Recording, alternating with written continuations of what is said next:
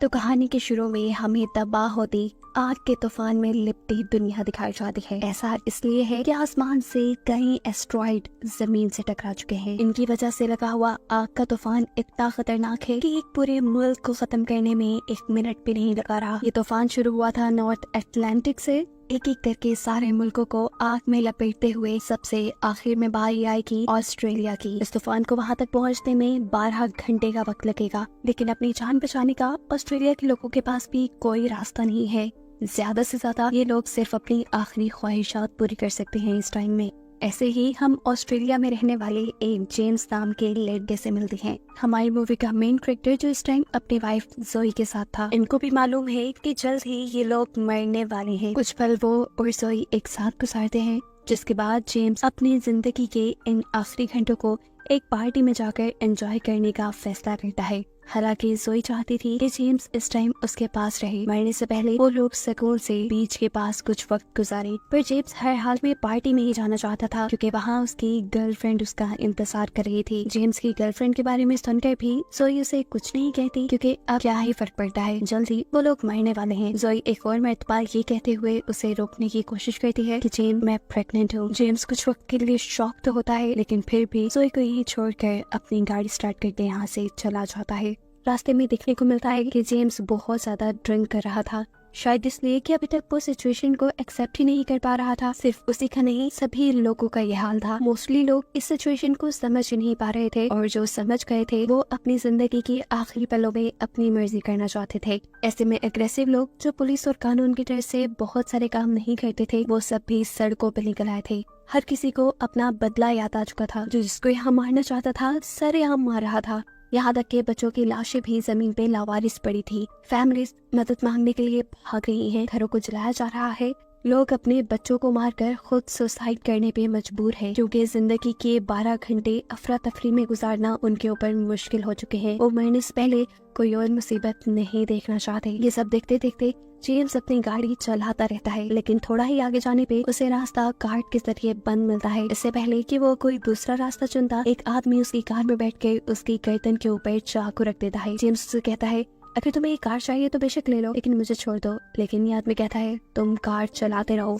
वो पागल आदमी सामने एक आदमी का पीछा कर रहा था। उस आदमी के दिखते ही यह आदमी कार से उतरकर उस आदमी को बेदर्दी से चाकू से मार डालता है। न जाने उसने इस आदमी से क्या बदला लेना था। जेम्स जानता था कि अब उसके बाद वो पागल आदमी जेम्स को भी मार देगा। अपनी जान बचाने के लिए वो अपनी कार छोड़कर यहाँ से भाग जाता है। वो आदमी भी पागलों की तरह उसका पीछा कर रहा था, लेकिन जेम्स भागते हुए एक कार के नीचे छुपकर अपनी जान बचाता है। जिस कार के नीचे छुपा था वो इसके जरिए भाग भी सकता था, पर उसकी बदकिस्मती कि ये कार लॉक थी। एकदम से उसने देखा कि उसके सामने एक वैन आकर रुकी है, जिसके अंदर से 2 आदमी एक बच्ची को निकालते हैं। जरूर वो उसे किडनैप करके लाए थे और जबरदस्ती उसे घर के अंदर लेकर जा रहे थे, उसे अब्यूज करने के लिए। बच्ची जोर जोर से चिल्ला रही थी। जेम्स को इस बच्ची से कोई लेना देना नहीं था। वो तो सामने वालों की वैन लेकर यहाँ से भागना चाहता था, लेकिन बच्चे की रोती चिल्लाती आवाजें उसे आगे बढ़ने ही नहीं देती। अब वो इन्हीं की वैन में से हथौड़ा उठाता है और घर के अंदर चला जाता है। पहले आदमी को वो इस हथौड़े से मार चुका था, लेकिन दूसरे आदमी को मारना आसान नहीं था। इस बॉडी बिल्डर इंसान ने तो उल्टा जेम्स को ही अपने नीचे दबा लिया था। इससे पहले कि वो जेम्स का एक लकड़ी के जरिए दम घोटते हुए उसे मार देता, जेम्स अपनी अकल का इस्तेमाल करते हुए न सिर्फ अपने आप को छुड़वाता है, बल्कि अपने हाथ में पकड़ी हुई हैमर से उस आदमी के भी सर पे वार करते हुए उस बच्ची को बचाकर यहाँ से निकल जाता है। इस बच्चे का नाम था रोज। वो रोज से कहता है, जल्दी वैन में बैठो, हमें यहाँ से भागना होगा, ये जगह सेफ नहीं। लेकिन ये बच्ची इस वैन में बैठने से डर रही थी। उसे अब जेम्स पे भी एतबार नहीं था। तब जेम्स उसे समझाता है कि अगर ज्यादा देर यहाँ रुके तो फिर मैं तुम्हारी कोई गारंटी नहीं ले सकता। ये सुनकर बच्ची वैन में बैठ जाती है और ये दोनों यहाँ से निकल जाते हैं। रोज बताती है कि वो और उसके डैड अपनी आंट के घर जा रहे थे, जहाँ उनकी पूरी फैमिली एक साथ इकट्ठी होने वाली थी। इन लोगों ने वादा किया था कि ये लोग अपने आखिरी लम्हे एक साथ गुजारेंगे, लेकिन रास्ते में ही उसके डैड की गाड़ी का फ्यूल खत्म हो गया। उसके डैड जब फ्यूल लेने गए तो इन बुरे लोगों ने उसे किडनैप कर लिया। रोज जेम्स से कहती है, प्लीज आप मुझे मेरी आंट के घर ले जाएं। मेरे डैड ने मुझे कहा था कि अगर हम एक दूसरे से बिछड़ भी गए तो तुम वहाँ आ जाना, हम अपने आखिरी लम्हे एक साथ गुजारना चाहते हैं। जेम्स इस बच्चे की मदद तो करना चाहता था लेकिन कर नहीं सकता था क्योंकि इसकी आर्ट का घर शहर के दूसरे कोने में था। लेकिन जहाँ जेम्स को अपने लिए जाना था, जिस पार्टी में जाना था, वो शहर के दूसरे हिस्से में था।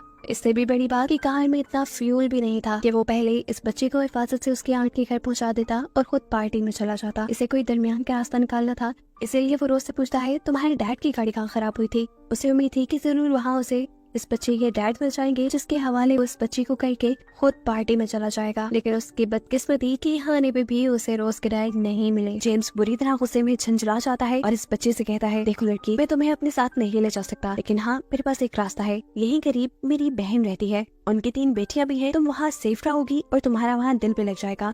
मैं तुम्हें वहाँ छोड़ देता हूँ। रोज के हाँ बोलने पे वो उसे वहाँ ले तो जाता है, लेकिन अब यहाँ पे भी उसे कुछ अच्छा नहीं लग रहा था क्योंकि उनका घर अनलॉक था और डोर नॉक करने पे भी वहाँ कोई नहीं आया। वो जब सीढ़ियों के पास गया तो ऊपर से पानी आ रहा था। कुछ गड़बड़ महसूस होने पर जैसे ही वो ऊपर गया तो उसे पता चला कि उसकी सिस्टर और उसके हस्बैंड दोनों ने ही सुसाइड कर ली थी और सुसाइड करने से पहले उन्होंने अपनी 3 बेटियों को भी मारकर घर के बाहर दफना दिया था। जेम्स इस टाइम बिल्कुल डूब चुका था। अब अपने ऊपर से कंट्रोल खोते हुए वो तेजी से घर से बाहर आ जाता है और अपनी बहन की कार लेते हुए यहाँ से जाने लगा था कि तभी रोज भी आकर उसकी कार में बैठ गई और वो कुछ भी नहीं बोला। रास्ते में उसने देखा कि एक पुलिस ऑफिसर अपनी कार में एक फैमिली को लेकर लाइब्रेरी के पास आया है। जेम्स सोचता है क्यों ना वो रोज को इस पुलिस ऑफिसर को दे दे, इसलिए वो भी रोज को लेकर लाइब्रेरी के अंदर चला जाता है। लेकिन वहाँ जाते ही वो सुन हो गया ये देखकर कि ये पुलिस वाला भी अपनी फैमिली के साथ साथ अपने आप को भी खत्म करने के लिए यहाँ आया था। वो जेम्स से रिक्वेस्ट करता है, प्लीज तुम हमारे पे एक एहसान करो, तुम हमें मार डालो। लेकिन जेम्स ऐसा नहीं कर पा रहा था। जेम्स के मना करने पे ये पुलिस ऑफिसर कहता है, अच्छा तो बस इतनी सी फेवर दे दो, मुझे ये कहता हो कि जो भी मैं करने जा रहा हूँ तुमने मुझे इसके लिए माफ किया। जेम्स भी ये कह देता है और रोज के साथ लाइब्रेरी से बाहर निकल जाता है, जिसके बाद ये पुलिस ऑफिसर अपनी पूरी फैमिली के साथ अपने आप को खत्म कर देता है। जेम्स के पास अब कोई रास्ता नहीं था, इसीलिए वो रोज को लेकर पार्टी में आ जाता है। ये पार्टी सिक्योर गेट्स के अंदर हो रही थी। उसे एंट्री इसलिए मिल गई क्योंकि पार्टी का होस्ट उसका फ्रेंड था और उसके दोस्त की बहन ही असल में जेम्स की गर्लफ्रेंड थी। पार्टी के अंदर भी कुछ अच्छा माहौल नहीं था। लोग नशे में पागलों की तरह नाच रहे थे, जैसे वो मौत का गम भुला रहे हो। बहुत से लोग तो नशे की ओवरडोज की वजह से मारे भी जा चुके थे। इस सारे माहौल में रोज अपने आप को काफी अनकंफर्टेबल महसूस कर रही थी, इसीलिए वो जेम्स का हाथ जोर से पकड़ लेती है और तभी उसके पीछे एक लड़की आ जाती है। ये लड़की रोज को एक दूसरे नाम से पुकार रही थी। इस लड़की की दिमागी हालत ठीक नहीं है। ऐसा लग रहा है कि शायद उसकी बेटी गुम हो गई हो और वो रोज में अपनी बेटी ढूंढ रही थी। किसी तरह जेम्स इस लड़की से रोज का पीछा छुड़वाकर उसे आगे ले जाता है और फाइनली पूल के अंदर उसे अपनी गर्लफ्रेंड मिल जाती है। अब ये दोनों रोज को इसी पूल में छोड़कर खुद रूम में चले जाते हैं। यहाँ पर जेम्स की गर्लफ्रेंड मजे करना चाहती थी, लेकिन जेम्स का ऐसा कोई मूड नहीं था। उसका मूड बहुत ज्यादा खराब था। वो बहुत डिप्रेस था क्योंकि अभी वो इतनी सारी मौतें देख कर आया था, जिसमें उसकी बहन की भी मौत थी। वो ये सारी बातें अपनी गर्लफ्रेंड को बताता है, लेकिन उसकी गर्लफ्रेंड तो इन सारी बातों पे ध्यान ही नहीं देती और कहती है, तुम ये बातें मुझे क्यों बता रही हो? देखो जिंदगी का आखिरी टाइम बचा है और मुझे ऐसी बातें नहीं सुननी। उसका ये कोल्ड बिहेवियर देखकर जेम्स को बुरा लगा और उसे पहली मर्तबा ये भी एहसास हुआ कि जब जोई ने उसे इतनी बड़ी खबर सुनाई थी और जब जेम्स ने उसे इग्नोर किया तो उसे भी ऐसे ही बुरा लगा होगा। फिर जेम्स का मूड जब काफी देर तक ऑफ रहता है तो ये लड़की जेम्स को लेकर एक बंकर के अंदर जाती है। इस बंकर के अंदर बहुत सारा खाना और कुछ बेड्स थे। ये लड़की बताती है, देखो जेम्स, हम इस बंकर के अंदर रहेंगे। इस बंकर के अंदर 1 साल का खाना है और वो सारी सहूलतें हैं जो एक इंसान को जिंदा रहने के लिए चाहिए। अब दुनिया चाहे तबाह हो भी जाए, हम तो इस बंकर में जाकर छुप जाएंगे। ये लड़की शायद पागल हो गई थी। जेम्स उससे कहता है, होश में तो हो, ये जो फायर स्टॉर्म आ रहा है इससे इतनी आसानी से बचा नहीं जा सकता। चाहे तुम जमीन की कितने ही हजारों मीटर नीचे बंकर क्यों ना बना लेती, ये फायर स्टॉर्म तुम्हें फिर भी मार डालेगा। जेम्स के मुंह से ये बातें सुनकर तो ये लड़की भी खौफ में आ गई और तभी इस लड़की का भाई भी यहाँ आ गया। हमें पता चला कि इस लड़की को मौत से डर लगता था, इसीलिए उसके भाई ने अपनी बहन से ये झूठ बोला था ताकि दुनिया खत्म होने से पहले एटलीस्ट वो पैनिक ना करे। और अब क्योंकि जेम्स ने इस लड़की को सारी हकीकत बताती थी, इसीलिए इस लड़की का भाई यानी जेम्स का दोस्त उसे मारने के लिए पीछे पड़ जाता है। अपनी जान बचाने के लिए जेम्स भागकर बाहर आ गया। बाहर जाते ही उसने जल्दी से रोज को ढूंढा, जिसे लेकर वो यहाँ से जल्द बाहर जाना चाहता था, लेकिन वो तो उस लड़की के हाथ में वॉमिट कर रही थी जो लड़की उसे अपनी बेटी समझ रही थी। असल में सेरा ने उसे ड्रग्स देती थी, जिसकी वजह से ही रोज का ये हाल हो गया था। जेम्स यहाँ इस लड़की सारा को बहुत ज्यादा डांटता है और रोज को पकड़कर भागने लग जाता है कि लड़की रोज को लेने के लिए उसके पीछे पड़ जाती है। और अब उसके सामने आ जाता है उसका दोस्त। बेचारा जेम्स फंस चुका था, निकलने का कोई रास्ता भी नहीं था। जेम्स के दोस्त के हाथ में गन थी, जिससे वो एक ही मिनट में जेम्स को मार डालता। पर जेम्स के दोस्त के हाथ से गन जेम्स की गर्लफ्रेंड ले लेती है, जिसके बाद उसने गन जेम्स की तरफ तान दी। ट्रिगर पे हाथ रख के उसने ट्रिगर दबाया और गोली चल भी गई। लेकिन किस्मत से ये जेम्स को लगी ही नहीं, क्योंकि उसने ये गोली जेम्स को मारी ही नहीं थी। उसने गोली मारी थी पीछे खड़ी हुई सैरा को, जो रोज को यहाँ रोकना चाहती थी। अभी लड़की जेम्स से कहती है, जाओ तुम आजाद हो, क्योंकि अब उसने भी कहीं ना कहीं अपनी मौत को एक्सेप्ट कर लिया था। बिना वक्त जाया किए जेम्स रोज को लेकर बाहर आ जाता है। अपनी कार में बैठते हुए वो तेजी से यहाँ से जाना चाहता था, लेकिन रास्ते हर तरफ से ब्लॉक थे। अब वो पैदल ही आगे बढ़ जाता है। रास्ते में उन्हें एक टैक्सी मिलती है, जिसमें बैठते हुए जेम्स रोज को अपनी मॉम के घर ले जाता है। आखिरी वक्त में जेम्स की मॉम उसे यहाँ पर देखकर खुश थी। उन्हें उम्मीद थी कि जेम्स उनसे मिलने जरूर आएगा। हालांकि ये तो जेम्स के प्लान में शामिल भी नहीं था। चाहे किस्मत जेम्स को यहाँ ले आई, लेकिन उसकी मॉम की उम्मीद नहीं टूटी। जेम्स यहाँ अपनी मॉम को सारी कहानी सुनाता है कि किस तरह वो इस बच्ची को उसकी आंट के घर पहुंचाने की कोशिश कर रहा है। उसकी मॉम कहती है, अगर तुम जिंदगी के आखिरी टाइम में इस लड़की के लिए काम कर रहे हो तो बहुत अच्छा कर रहे हो, और तुम्हें इसका रिवॉर्ड जरूर देंगे। यहाँ पर उसकी मॉम उससे उसकी बहन के बारे में भी पूछती है, जिस पर जेम्स उनसे झूठ कह देता है कि नहीं, मैं उनसे मिला ही नहीं। वो नहीं चाहता था कि उसकी मॉम को आखिरी टाइम में कोई बहुत बड़ा सपना मिले। अपनी मॉम को मिलने के बाद वो रोज को छोड़ने के लिए उसकी आंट के घर निकल जाता है, और वहाँ पहुँचने पे इन्हें कोई नजर नहीं आता। करीब जंगल में जेम्स बहुत सारे लोगों की लाशें देखता है, और उन्हीं लाशों में से एक रोज के डैड की भी थी। ये देखकर वो टूट गया। उसके अंदर हिम्मत नहीं थी ये खबर रोज को देने की। उसने रोज को बता दिया कि तुम्हारे डैड के साथ सभी लोग मर गए हैं। ये खबर सुनकर जैसे रोज भी पागल हो जाती है। उसे जेम्स की बातों पे यकीन नहीं था।